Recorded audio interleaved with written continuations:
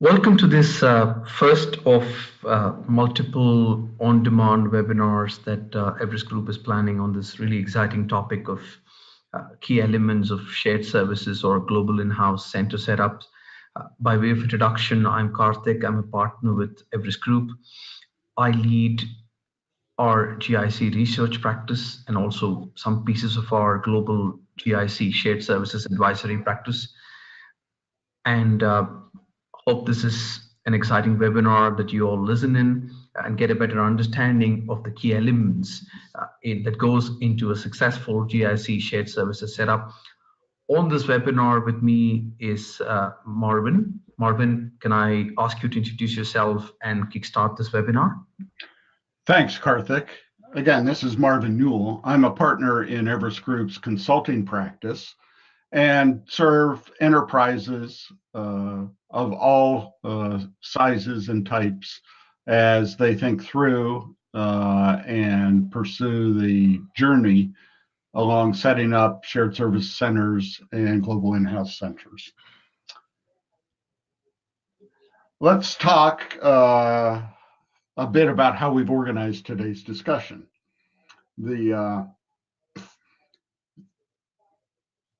I wanted to start first by clarifying a couple of terms. Today, we are going to use shared services centers and global in-house centers, or GICs, interchangeably. In most cases, enterprises refer to GICs, or captives in some cases, as those shared services centers that are offshore, with shared services centers typically being onshore or closer to their business users. But today, because in our experience, the principles of what it takes to be successful as you're heading down this path are very similar regardless of the location of the center, we're going to use those terms interchangeably. We'll organize our discussion into three major modules. We'll start with an overview of how activities in the marketplace really are shaping adoption of shared service centers, or GICs. Then we're going to move and discuss the key elements along the journey of setting up one of these centers. And finally, we'll conclude with a call to action as we talk about a case study of how an enterprise walked through this and where you can go for additional information. So let's get started talking about that journey. We've identified a number of key elements that enterprises who are successful in setting up these centers worldwide. The first element of that is really putting it into the market context. That informs the boundary conditions of what you're asking the center to focus on and how they fit. The second item is being very clear on the business objectives that you're trying to achieve.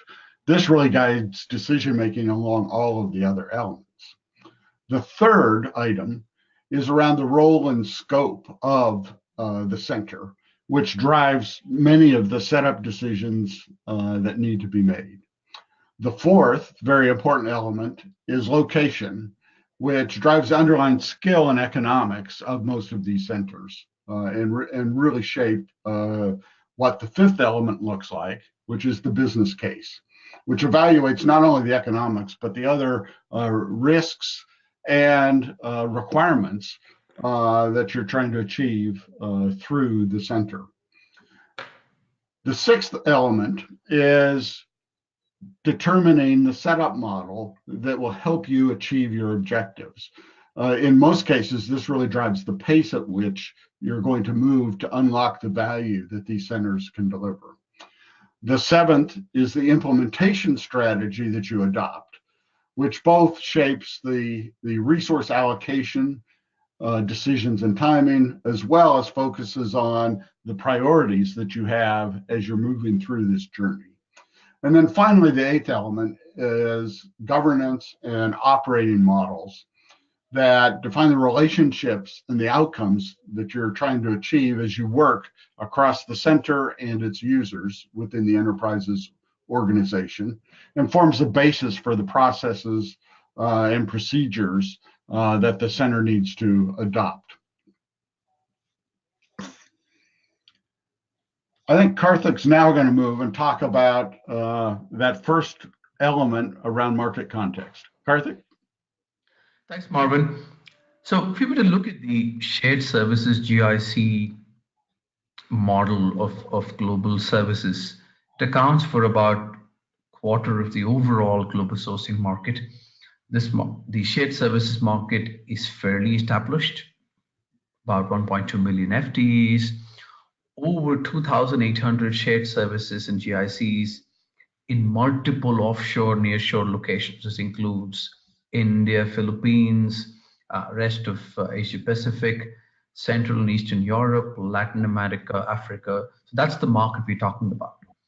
What's more interesting is that the market continues to grow in terms of new companies setting up GICs. 2017 was an all-time high, and if you were to look at how 2018 has panned out so far, it looks like the number of GIC setups in 2018 will even beat the 2017 record. I wanted to call out 2 points here. Not only have the number of GIC setups increased, the share of them supporting digital services has gone up. So what does this mean?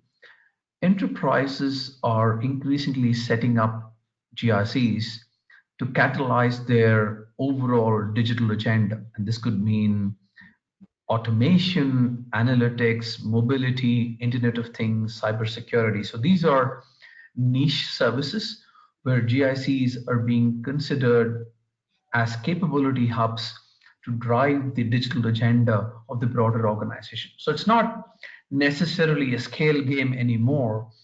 And if you also look at the other aspect in the right side of this chart, more than half of the shared services set up comprise of small to medium term enterprises. And if I were asked this question 5 to 10 years back, the popular notion would have been you need large scale to make a shared services successful. That has completely been turned around on its head. If you look at more than half of the market in terms of shared services, those comprise of shared services with very small scale, 200 to 300 people, maybe less than 500 people. And there is a way they can succeed, and I'll talk about that in a bit. What you also see here is while 25% of the market is shared services, the other 3/4 belongs to third-party outsourcing.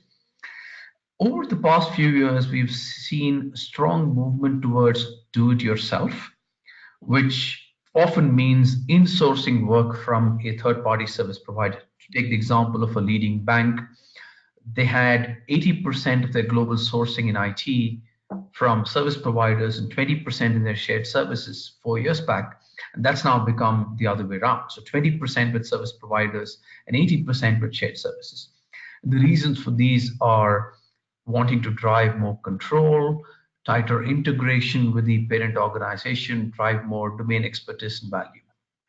Now, on the concept of value, the first thing that's really important for enterprises to consider is what should be the vision and purpose of the shared services.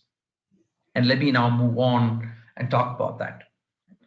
There are broadly 3 ways you could think about a shared service. One is build a low-cost aggregated model, multiple services being delivered at scale, low cost, looking to drive, let's say, an efficient, lean, mean shared services, where the nature of the work being done will largely be transactional, routine, repeatable tasks such as basic accounts payable, receivable, testing, infrastructure support. The second model is that of a global center of excellence. So, and again, the center of excellence is often a used and abused word.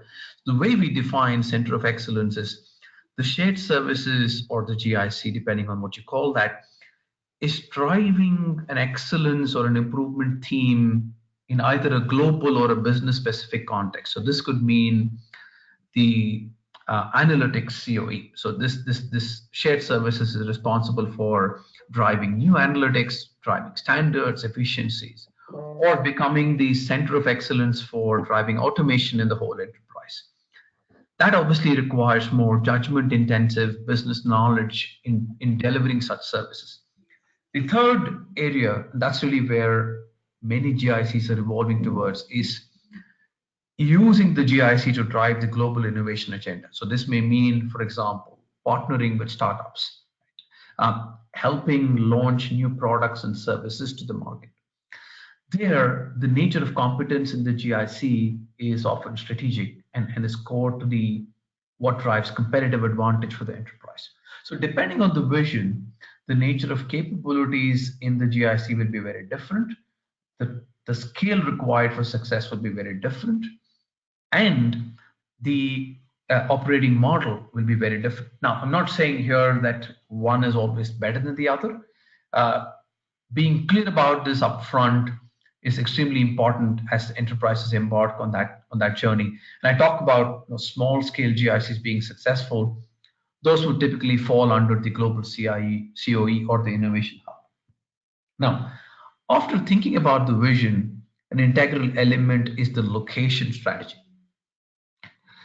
Let me talk about that. And companies have been making location choices for over 10, 15 years now, looking at things like talent pool, the cost and economics, risk profile. Can you get capabilities that can drive innovation? So the broad tenets of location selection haven't really changed. What's really changed is two things. One, the specificity in skill requirements often makes location choices more difficult. So, two locations could be very comparable in terms of overall IT skills availability. But if you're looking for SAP HANA 4, then the locations could have very different choices. Cost economics again could vary a lot depending on the function that you're looking at. Risk, what does risk mean in your context? So maybe there are some processes you're delivering where you can live with a 24-hour shutdown or a lag, even if some eventuality were to occur. So in that context, how you look at risk of a particular location that says has the risk of floods is very different compared to if you have very mission critical work. So while the nets of location selection are the same, it's important to be integrating the location selection with the strategy and not go by what seems to be readily available on the location data. It needs to be carefully thought through in light of the strategy of the GIC that I spoke about. The next important consideration here is around thinking through the setup model. We've been talking about the pure play GIC that, as I said, gives better control, risk management, cultural orientation, protection of IP. But to make this successful, enterprises need to be committed to making investment, not just financially, but ongoing management commitment to making this a success. And enterprises need to recognize that there is a substantial effort in the initial 6 to 12 months to get a GIC going. There are other models which we call as hybrid models. Just take an example, it could be a build, operate, transfer model where enterprises could leverage the help of a service provider to set up operations in the first, let's say, 2 to 3 years, and then eventually transfer back to the GIC. Now, this model helps increase speed to market. It transfers operational risk in the initial stages and lower initial capital investment. But that doesn't mean that these hybrid models are best suited in all situations. Enterprises often underestimate the effort in rebranding, the effort in transfer costs, and it can create a disincentive for the provider to leverage domain automation. So, which model do you want to go to? Again, goes back to what are the key value levers you're looking to optimize. Another critical element, and Marvin, I'm going to hand it over to you now, is around effective operations and governance. Marvin, do you want to talk about how that's important and how you've seen that manifest in successful shared services? Thanks, Karthik. In fact, I think you could really argue that this is perhaps the most important element because without it, it's very difficult to actually realize the value that you've designed throughout the other 7 steps that or elements that we've talked about.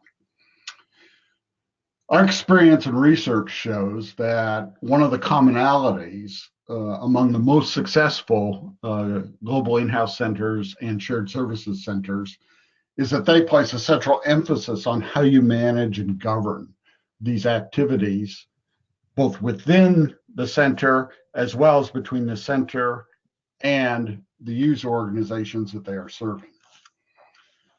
And one of the critical elements of this is that you build in the thinking about how to manage and govern things from the very initial start of design of the center, its processes, and its organization. And you sustain that focus throughout the life cycle. It doesn't stop once the center begins operations, but continues throughout operations and continues to evolve to ensure that you're realizing the value that you intend. At the start of the idea to form a GIC, designing an effective governance model for the organization overall and for the specific functions that are going to be involved in actual service delivery is essential. This includes having effective processes for things like escalating issues, getting those issues resolved, providing appropriate oversight and decision making, and having the right people in the right roles with the right skills. And I think that's, again, I want to underscore that staffing, which too often ends up being kind of an afterthought as people think through and believe that they can repurpose resources that already are in the organization without really letting the skill requirements drive the kinds of talent that's needed to be successful in this different delivery model. This rigor and clarity around what you're trying to achieve and linking that to explicit and intentional design decisions follows through to structuring the organization and the reporting relationships, again, both within the center as well as how it relates to the parent organization or the real users or consumers of those services. That includes as well how you're going to manage performance, how you're going to measure both at a strategic level whether the center is delivering the value that you expected, as well as pushing it down to the frontline performance on what key performance indicators and service levels need to be delivered and need to evolve over time as you're trying to extract more and more value.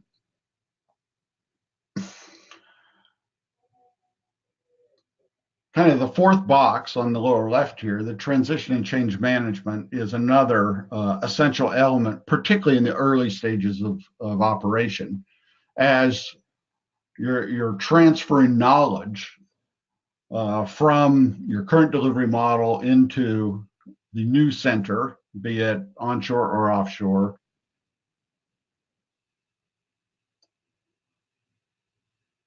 What kind of communications are required across the different organizations and stakeholders involved.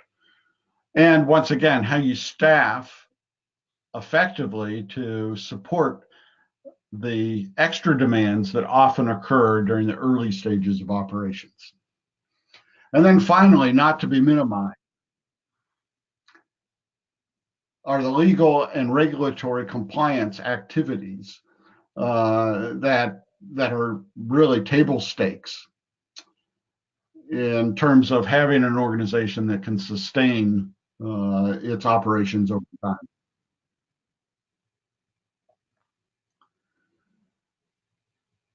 The details really matter as you establish your GIC or shared services center, and it needs to encompass all 5 of these areas as you push forward. So keeping that framework in mind, Karthik's now going to illustrate how things really come together by walking through a case study that describes the GIC setup journey. Karthik? Okay. Thanks, Marvin. So this is a case study from one of the clients that we've supported with. This is interesting because the client is a financial services firm with a fairly successful outsourcing experience, yet they wanted to set up a GIC. Right? So the first point was why? What's the role of this GIC? While the service provider was delivering a lot of the transactional work, they saw this GIC to drive tech innovation and to enable high-end application development to support their future strategy. So here there was a very clear distinction back to what we said earlier about what's the vision and the scope of what the shared services should do and what the service provider should do. Okay, as we helped them think through setup models, it was very clear that the de novo shared services was the right model. And the reason for this was pretty core to competitive advantage. This was not a skill that would be readily available in the market, even if they go through a hybrid model route and getting a service provider to launch this for them. And because this was pretty core to the competitive advantage, it was really important to think of this as a de novo shared services because that can drive longer term integration and value and expertise. So even things like the look and feel of the office was very similar to what it would be in the global organization. Going back to my earlier comment on scale, this one was very small. They're thinking about 150 to 200 people in the next 3 years. So it's very niche and targeted and challenges the paradigm that scale is important for success. The location chosen was a mature location. I can't divulge the specifics, but a location where there was ready access to an ecosystem, not just in terms of talent, but also things like startups. There was a culture of innovation and talent sustainability. You could have argued that why get into a location that's already fairly mature? Would that result in a greater war for talent and make it more difficult for this company? The reason this company still chose this location was that it made it easier for them to hire talent and still develop them. But it looks at talent strategy. This was not about going out to a broad set of universities and campuses. This was not about targeting 50 different firms. They were looking at a very exclusive skill set, and that narrowed down the talent strategy to about 5 to 7 leading universities and 6 to 8 companies from which they could hire from. So this was an example where a very targeted talent strategy and that gelled well with the location strategy enabled them to get the right talent. The business case was clearly around strategic intent. It was not about cost, but the availability of quality talent. Also touching on some of the themes which Marvin spoke about, we're very clear upfront in terms of how the GIC or the shared service is going to get integrated with the parent. So even in terms of reporting structures, what are the metrics of success? How is leadership going to look like? Very clear goals established up front to enable success of the shared services. So just to summarize, clearly the role of the shared services GIC clearly articulated up front that then set the blueprint for the location, the talent model, the kind of transition, governance, and performance metrics.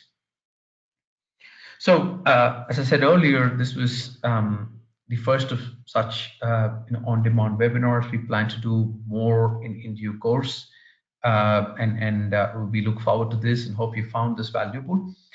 Before we conclude this, Everest Group, we publish a lot of research on topics related to shared services GICs. And here is a sample of a few that you see on your slide.